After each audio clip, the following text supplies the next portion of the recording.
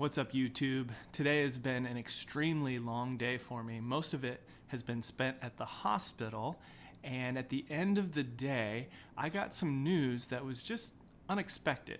It wasn't necessarily bad, it just wasn't what I was expecting. I was told today to expect to be on chemotherapy for the next year. I was expecting, from discussions that I had earlier, to be on chemotherapy for 6 months. And so the finish line just seems to have moved so far. It's almost like if you signed up to run a half marathon and into mile 2, someone told you that you actually signed up to run a marathon and you had 26 total miles to run, not 13. And so I just feel like the wind has been taken out of my sails a little bit. And typically I wake up in the morning with the excuse of not wanting to get up and get out. But now I'm going to bed already feeling like tomorrow I don't want to get up and get out and do anything. But I'm clinging to this. The Bible tells us that God's mercies are new every morning. And so I'm just going to live in that reality. I don't know what tonight is going to be like for me. I don't know what thoughts are going to go through my head. I don't know what I'm going to wrestle with and how I'm going to be feeling when I wake up tomorrow. But what I do know is I'm going to lay out my clothes, my running gear, and I'm going to set my alarm for the gym. And I'm just going to see what comes tomorrow morning. Well, it's a new day, and here's the one thought that's going through my mind. My God hasn't changed. Although my expectations need to change a little bit.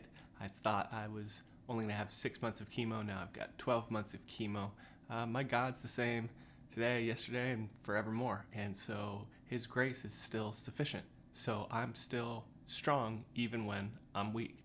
And so I'm going to keep walking in that. I'm going to get up right now, and I'm going to go to the gym and see what my body can do. Because it can do work. So we're going to go do some work, and we'll see what happens. I got up, I got out, and I got to the gym. But honestly, I felt sad. My run felt like a trudge on the treadmill. It felt more lonely than usual.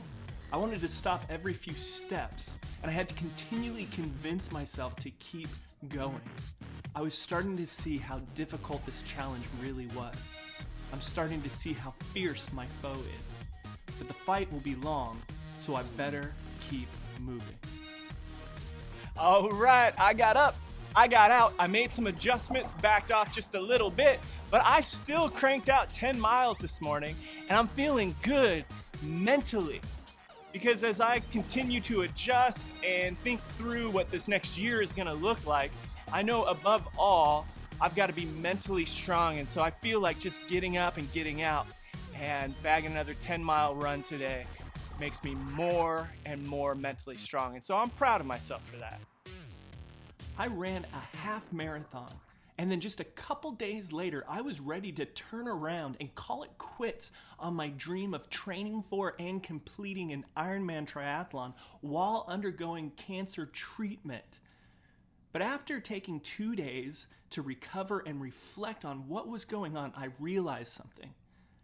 I had lost sight of the finish line, and so I had lost my hope.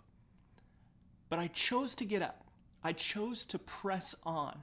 And because I did that, I was able to learn the truth of Romans 5:4, that perseverance creates character, and character produces hope.